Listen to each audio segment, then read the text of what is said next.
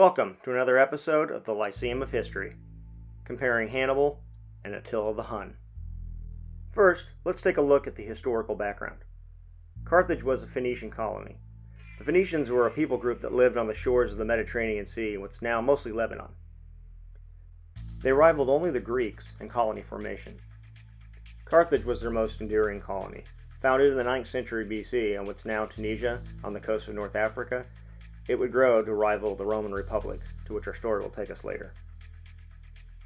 The Huns were a semi-nomadic people who lived in Central Asia north of the Caspian Sea. During the 4th and 5th centuries, the Huns began to migrate westward. This created a domino effect as they ran into many Germanic tribes, which further pushed them into the Roman Empire, and later into conflict directly with Rome itself. Next, let's look at their rise to power. Hannibal's father fought in the First Punic War against Rome, and Hannibal began training at a young age, taking over his father's army around the age of 26. He was charismatic and well-liked by his troops. Attila, on the other hand, became king of the Huns in 434 AD, after the death of his uncle. And Attila eliminated any internal threats first before establishing himself as the sole ruler, ruling through fear and intimidation. Both men had significant military achievements. The siege of Saguntum in 219 BC, when Hannibal besieged the city, set the stage to begin the Second Punic War. What he's most known for militarily, in 218 BC, he shocked the Romans by leading an army through Spain and across the Alps into Italy with his war elephants.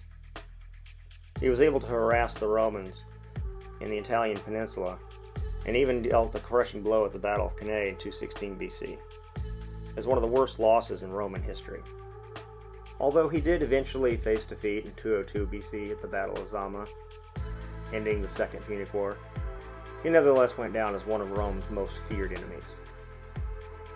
Attila was known for his invasion of both the Eastern and the Western Roman Empire. He launched multiple invasions into Eastern territories during the 440s and 450s, and even led a siege of Constantinople in 447. He's perhaps best known for the Battle of the Catalonian Plains in 451, against a coalition of Roman and barbarian forces, and what was essentially the last time the Romans fought under a Roman banner. He later led a raid into Italy in 452, but was persuaded to stop, according to tradition, by Pope Leo II. Why he actually stopped his invasion of Italy, we'll never know. He died shortly thereafter. Both men also had a lasting impact on history. Hannibal inflicted heavy losses against the Romans during the Second Punic War. Roman general Scipio Africanus did defeat him at the Battle of Zama in 202. The Huns pushed more Germanic tribes into the Roman Empire and further disrupted an already weak Western Empire. Attila would gain the nickname the Scourge of God. Perhaps a quote from both men will give you a better idea of how both men viewed their role in the world in which they lived. I am not carrying on a war of extermination against the Romans. I am contending for honor and empire. My ancestors yielded to Roman valor. I am endeavoring that others in their turn will be obliged to yield to my good fortune and my valor. Hannibal. For what fortress, what city in the wide extent of the Roman Empire can hope to exist secure and impregnable, if it is our pleasure that it should be erased from the earth? Attila the Hun. To summarize, Hannibal lived from 247 to 183 or 181 BC. Attila lived from 406 to 453 AD.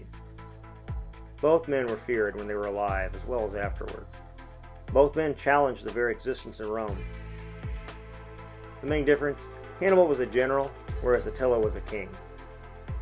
Thank you so much for watching this video from the Lyceum of History. If you liked it, please give it a thumbs up and consider subscribing to the Lyceum of History for more information about the past.